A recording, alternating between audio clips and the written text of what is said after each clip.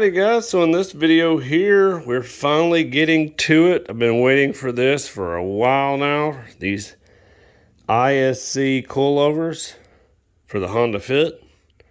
Can't wait to try these out and see how well this bad boy handles. It already handles good, so it's going to be really good with this.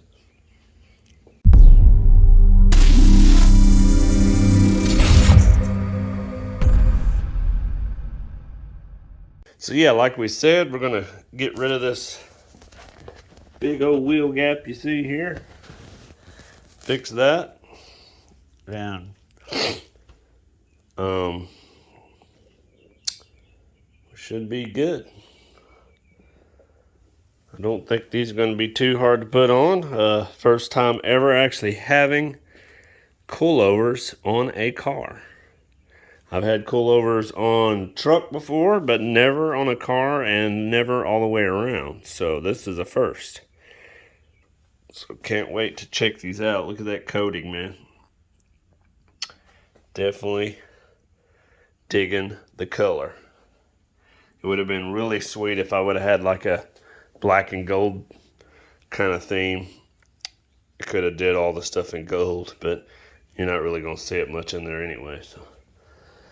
Yep, so the first thing I got to do is I got to get this wiper cowl hood off so we can access this stuff up under there. Alright, so now that we got the cowl hood off, you can see there's the top nut for that. And there is the top for this. And that's basically all you got to do. It's not too bad. Got a washer line here.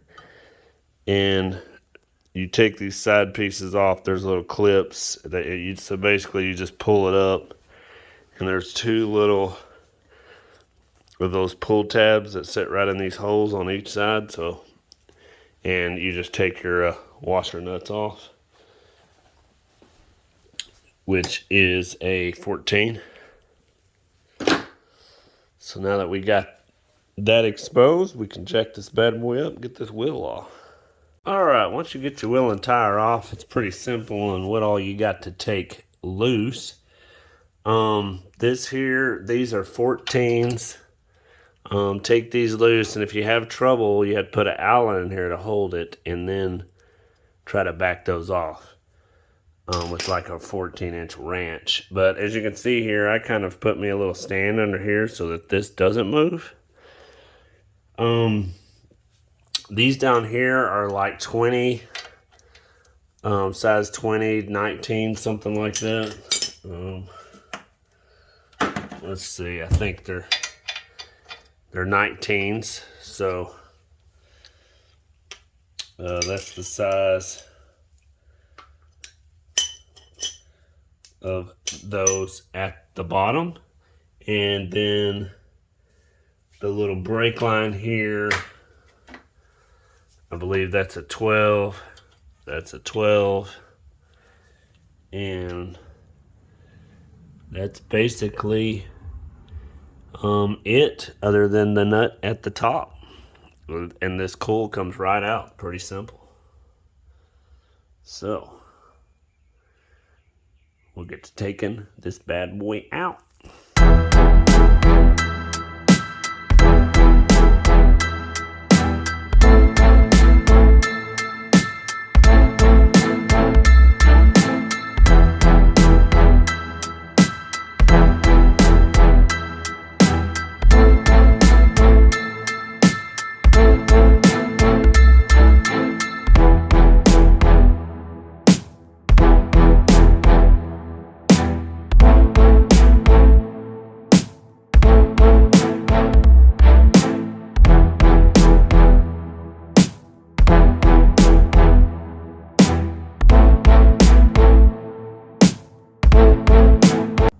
So basically down here, after you just pull this brake line loose and unclip this. Just make sure when you go to put all this back in that you got this on the right side, and that actually shows you which one goes where. So remember, the brake line stuff on the driver's side goes aft. So this thing is basically out other than the nut up top. So that's all we need to take loose next. And it's kind of hard to get to. It's way back here. So let's see if we can figure out what size it is.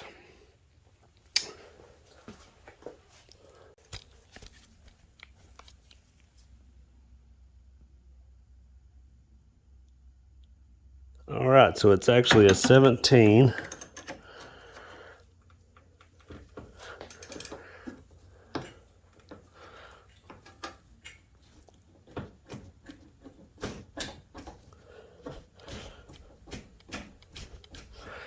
And hopefully she comes loose here. I might have to let y'all put y'all down so I can get 2 arms on. Alright, so I had a little struggle here with this one, so I kind of put a little Allen in there, as you can see, and there you go, y'all can see right in there, and that held me just enough to where I could start breaking this nut loose.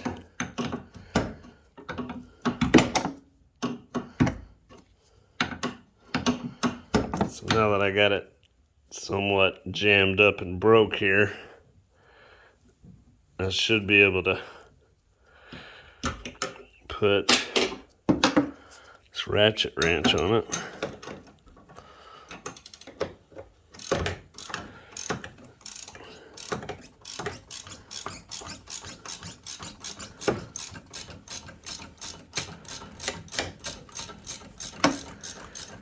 And this is basically holding the whole thing in, so once you get this out, it's going to drop. So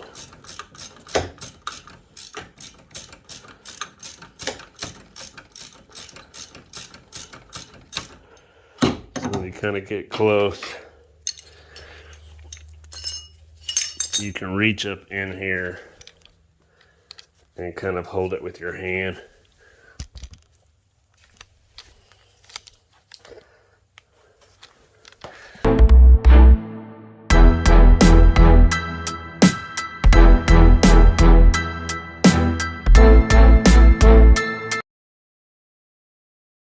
So here's a little comparison between the two. You can kind of see there's a pretty dramatic difference here.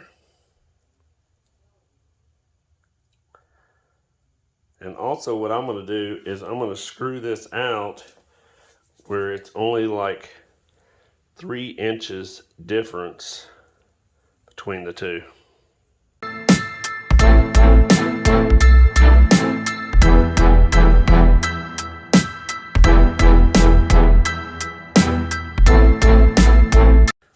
Alright, so it took a little while to figure this out, but I had to put a bolt in here and tighten this right here in order to get this started in here and make it tight.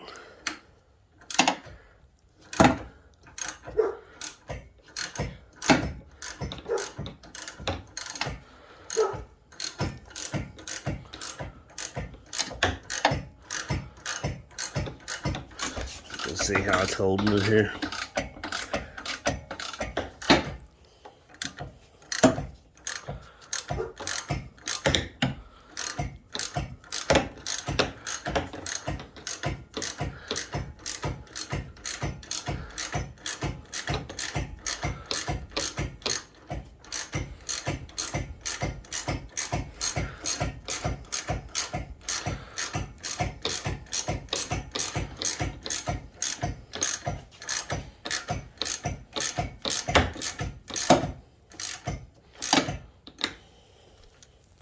Alright, now that I finally got this top part done here,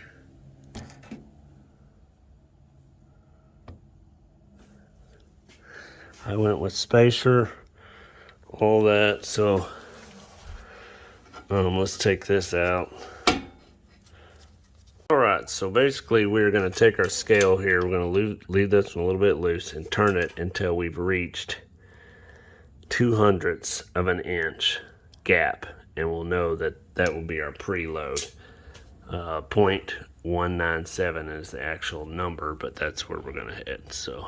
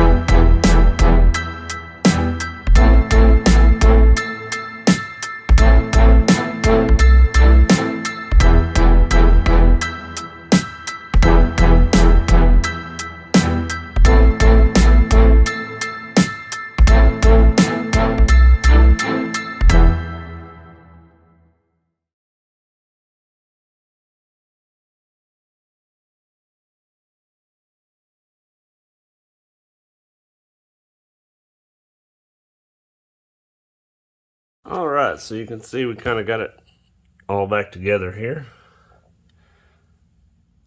Now I'm not exactly sure. This looked like the best way that, but I don't kind of like how it's at an angle, so I might end up swapping it around the other direction on that sway bar link. But anyway, got this in, got that. Just need to put this clip in right here. And we'll kind of put the wheel on, lower it down to kind of see where we're at, see how much we need to go here as far as height is concerned. That's why we'll do one side at a time. And I kind of took a scale and put it up through the inside here until it stops.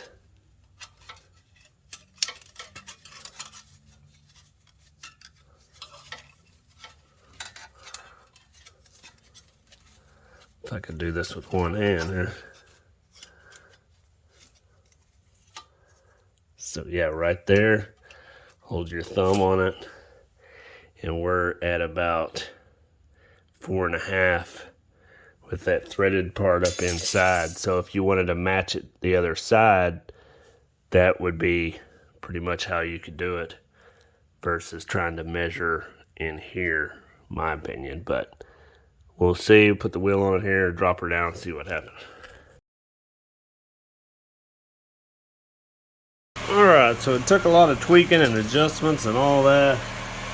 Did get it a lot lower, but as you can see here, we're pretty tight back here. So it's pretty damn close. So it's probably about as low as I'm going to be able to get it. Now you can kind of see I might just kicked it out just a little bit. So you probably have to adjust the tie rod in. But before we were sitting at 25 3/4.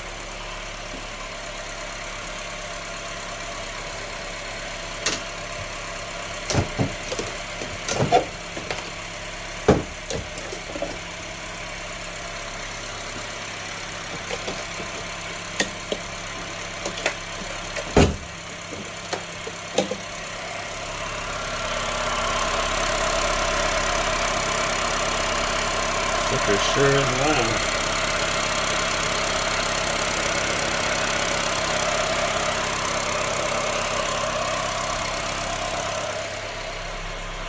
Alright, so what to do with the daggum tape measure?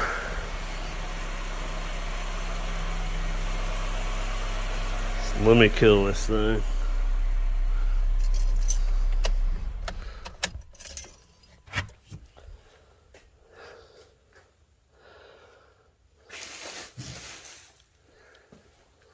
Alright, so before we were sitting at 25 3/4. So you can see we basically went down about an inch. So we're about 24 3/4.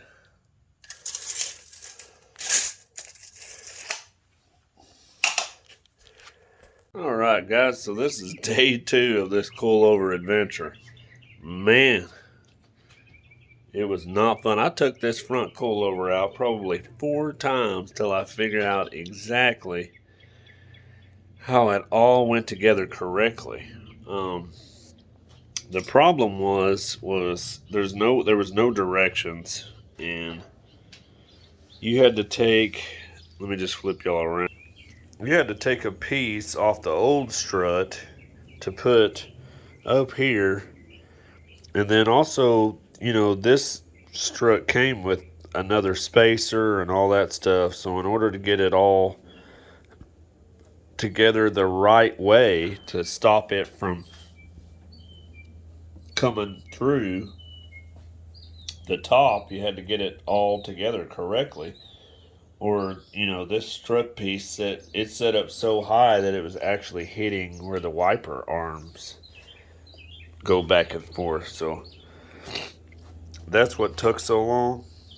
So now I got to go back and adjust all this stuff to get it back to where the height was. So I had to take that, because what happened after I lowered it down, I got to looking in here, and this thing was sitting all the way up here, and it had slipped through, and it wasn't squeezed together, sandwiched together like it should be. Now I'll show y'all exactly what I'm talking about when I get over to the other side and we start piecing this one together. The exact parts and what